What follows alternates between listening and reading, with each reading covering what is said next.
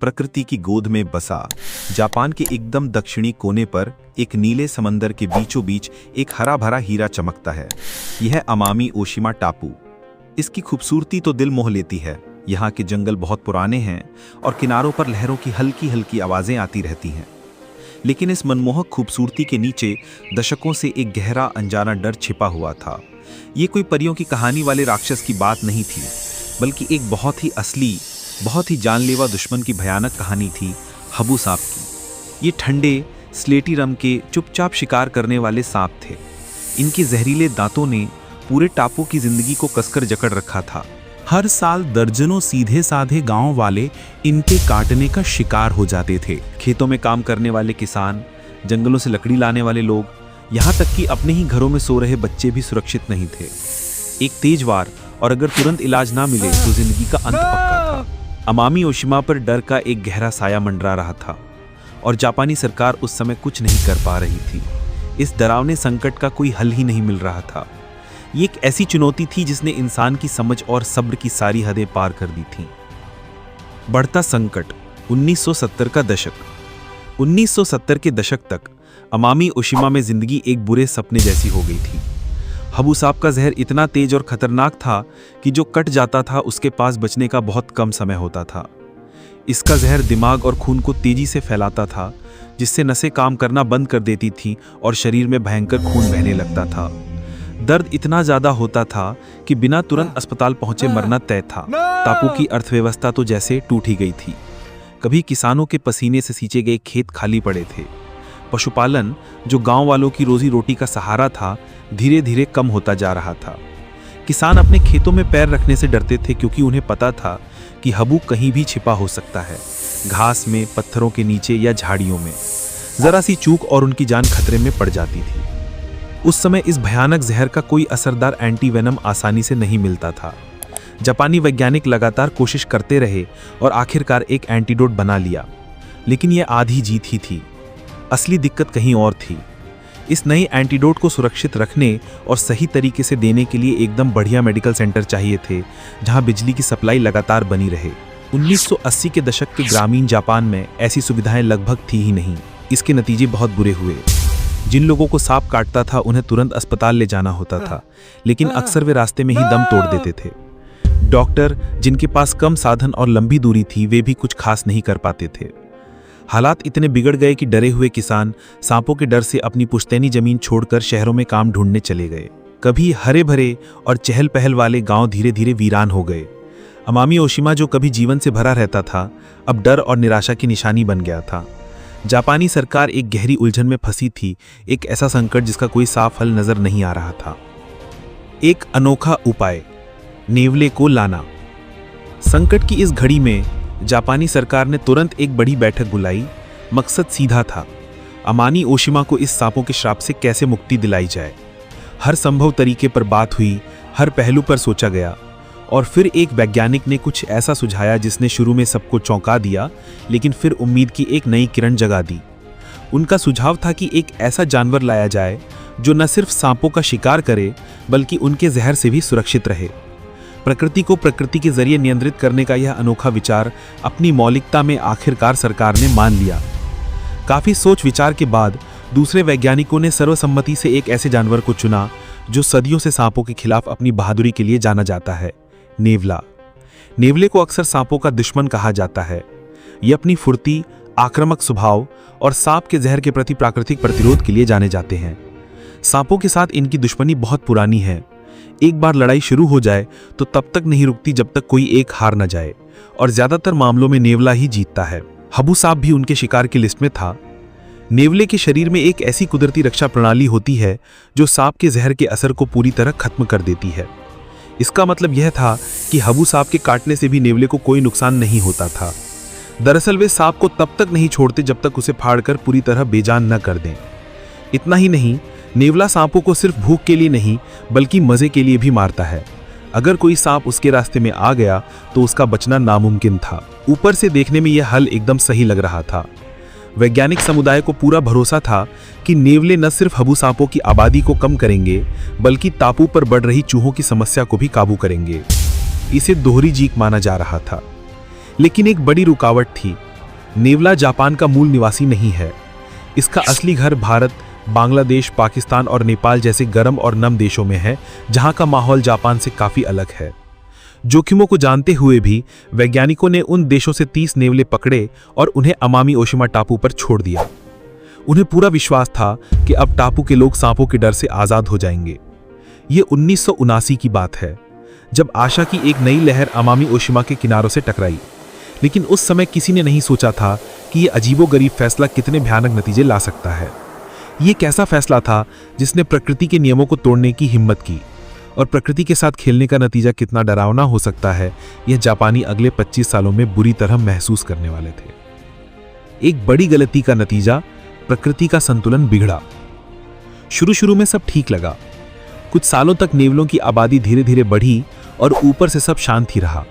लेकिन जल्द ही एक डरावनी सच्चाई सामने आई। कुछ साल बाद जब नेवलों की संख्या 30 से बढ़कर करीब 10,000, कहीं 10,000 की जगह 30,000 भी बताते हैं, हो गई, तो वैज्ञानिक और स्थानीय लोग उनके व्यवहार को देखकर हैरान हो गए। उन्होंने देखा कि नेवले सांपों का शिकार करने में कोई खास दिलचस्पी नहीं दिखा रहे थे। इसके उल्टे सांपों की आबादी कम होने के बजाय कई जगहों पर बढ़ ही रही थी। इसका मुख्य कारण यह था कि हबू सांप रात में शिकार करते थे, जबकि नेवले दिन में घूमते थे।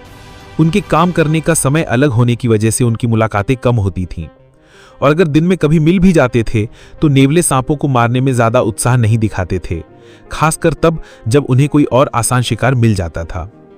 और यहीं पर इस अभियान का एक अनप्रत्याशित और भयानक नतीजा सामने आया। दिन में सांप ना मिलने की वजह से नेवलों ने अपनी बेतहाशा भूख टापू की दुर्लभ और लुप्तप्राय देशी प्रजातियों की तरफ मोड़ दी। अमामी ओशिमा अपनी अनोखी जैव विविधता के लिए जाना जाता था, जिसमें कई खास प्रजातियां थीं। नेवले अमामी खरगोश का शिकार करने लगे, जो सिर्फ इसी टापू पर मिलते हैं और पहले से ही खतरे में थे। उन्होंने स्थानीय पक्षियों के अंडे चुराकर खा लिए, जिससे उनके बच्चे पैदा होने में भारी दिक्कत आई और कई पक्षी प्रजातियां खत्म होने के कगार पर पहुंच गईं। उन्होंने किसानों की फसलें भी बर्बाद करनी शुरू कर दी, जिससे खेती को दोहरा झटका लगा। तो नतीजा यह हुआ कि जिस समस्या के लिए नेवलों को लाया गया था, वह कई गुना बढ़ गई।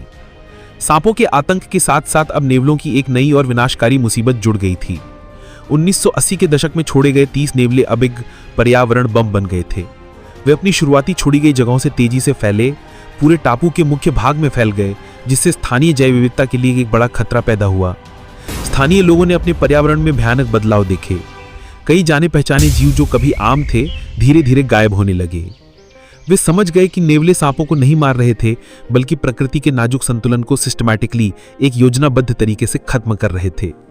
वैज्ञानिकों ने भी इस गंभीर सच्चाई को समझा कि अगर ऐसा ही चलता रहा तो टापू की अनोखी जैव विविधता हमेशा के लिए मिट जाएगी। प्रकृति के साथ खेलने का नतीजा उतना ही क्रूर था जितना सोचा जा सकता है। इस बढ़ते पर्यावरणीय संकट को रोकने के लिए एक नई लड़ाई शुरू की गई, नेवला संकट के खिलाफ इंसानों की जंग। अब मकसद था इन बाहरी और तेजी से बढ़ रही नेवलों की आबादी को काबू में लाना, या अगर मुमकिन हो तो पूरी तरह खत्म कर देना। ये काम आसान नहीं था, इसमें बहुत धैर्य, पक्का इरादा और स्मार्ट प्लानिंग चाहिए थी। जापान सरकार ने भी इस खतरे को गंभीरता से लिया। 2000 के शुरुआती सालों में उन्होंने नेवला उन्मूलन प्रोजेक्ट की शुरुआत की। ये कोई छोटा मोटा काम नहीं था, इसे देश की एक बड़ी प्राथमिकता माना गया। इसके लिए खास टीमें बनाई गई, जिनमें वाइल्ड लाइफ एक्सपर्ट्स, वैज्ञानिक और लोकल वॉलंटियर्स शामिल थे। पूरे अमामी ओशिमा द्वीप पर सर्च और कैप्चर ऑपरेशन चलाए गए। लेकिन नेवले छोटे, तेज और बहुत चालाक होते हैं। उन्हें पकड़ना काफी मुश्किल साबित हुआ, क्योंकि वो गहरे बिलों में छिप जाते थे और इंसानों की मौजूदगी को भी जल्दी भांप लेते थे। इसलिए सरकार को टेक्नोलॉजी और साइंस की मदद लेनी पड़ी। जिन जगहों पर नेवले ज्यादा दिखते थे, वहां छुपे हुए कैमरे लगाए गए। इनसे उनकी मूवमेंट, व्यवहार और कहां ज्यादा तादाद में है इसका पता चला। इन जानकारियों के आधार पर ऐसे ट्रैप्स लगाए गए जो नेवलों को बिना नुकसान पहुंचाए पकड़ सकते थे। जिन इलाकों में नेवले बहुत ज्यादा थे और ट्रैपिंग से बात नहीं बन रही थी, वहां जहर लगे चारे का इस्तेमाल किया गया। यह कदम थोड़ा विवादित जरूर था, लेकिन जरूरी भी, और इसे बहुत सावधानी से लागू किया गया ताकि बाकी जानवरों को नुकसान न पहुंचे। इसके अलावा स्पेशल ट्रेनिंग पाए हुए कुत्तों की मदद ली गई। इनकी सूंघने की जबरदस्त ताकत से नेवले जहां छिपे होते, वहां तक टीम आसानी से पहुंच जाती थी। हर रात ये टीमें द्वीप के अलग अलग हिस्सों में ऑपरेशन चलाती थीं। सिर्फ कुछ महीने नहीं, बल्कि सालों तक। ये काम बहुत थकाने वाला, लगातार मेहनत वाला और कई बार बहुत फ्रस्ट्रेटिंग भी था। लेकिन इन सब के पीछे जो मकसद था, अमामी ओशिमा की अनमोल वाइल्ड लाइफ को बचाना, वो सभी को आगे बढ़ाता रहा। और आखिरकार कई सालों की मेहनत, बिना रुके चलने वाले प्रयास और भारी खर्च के बाद जापान सरकार ने ये ऐलान किया कि अमामी ओशिमा अब पूरी तरह नेवला मुक्त है। ये एक ऐतिहासिक पल था जो इस बात की मिसाल बन गया कि अगर इरादा मजबूत हो और तरीका सही हो तो नामुमकिन भी मुमकिन हो सकता है। इस मिशन के दौरान सैकड़ों नेवले पकड़े या खत्म किए गए। शायद ये सुनने में थोड़ा सख्त लगे, लेकिन उस वक्त यही एकमात्र रास्ता था इस द्वीप की अनोखी जैव विविधता को बचाने का, क्योंकि नेवलों की वजह से अमामी खरगोश, रियुक्यू रॉबिन जैसे दुर्लभ जानवर लगातार गायब होते जा रहे थे। लेकिन ये जंग सिर्फ नेवलों से नहीं थी। नेवलों के हटने के बाद द्वीप पर सांप के काटने के मामले भी कम हो गए। हालांकि इसकी वजह सिर्फ नेवले नहीं थे, लोग अब पहले से ज्यादा जागरूक हो गए थे। उन्होंने खुद सांप पकड़ने वाले जाल बना लिए थे और सबसे जरूरी 2005 से एक असरदार एंटीवेनम यानी जहर का इलाज भी उपलब्ध हो गया था। इससे पता चलता है कि किसी बड़ी समस्या का हल तभी मिलता है जब एक साथ कई एंगल से काम किया जाए, ना कि सिर्फ एक ही रास्ता अपनाया जाए।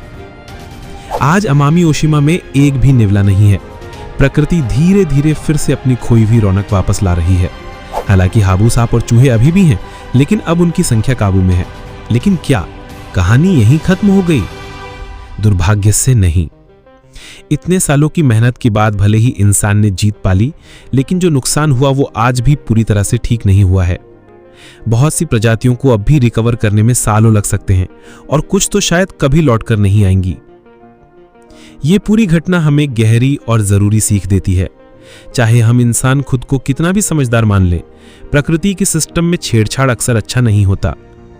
कई बार एक परेशानी से बचने की कोशिश में हम दूसरी और भी बड़ी परेशानी को बुला लेते हैं।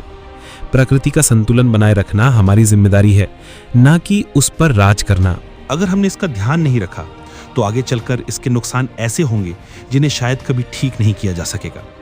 ये थी अमामी ओशिमा की एक सच्ची और चौंकाने वाली कहानी, जहां इंसानों ने एक खतरे को टालने के चक्कर में एक और बड़ी मुसीबत को जन्म दे दिया। ये कहानी हमें याद दिलाती है कि हम प्रकृति के मालिक नहीं हैं, हम उसका हिस्सा हैं और उसे सम्मान देना ही हमारी सबसे बड़ी समझदारी है। अगर आप भी मानते हैं कि प्रकृति का संतुलन बचाना हमारी जिम्मेदारी है, तो इस वीडियो को लाइक करें और नीचे कमेंट में बताएं कि आप क्या सोचते हैं। ऐसी ही और अनोखी और सोचने पर मजबूर कर देने वाली कहानियों के लिए हमारे चैनल को सब्सक्राइब करना ना भूलें। हम फिर मिलेंगे एक और नई वीडियो के साथ। तब तक प्रकृति से तालमेल में रहिए और खुश रहिए।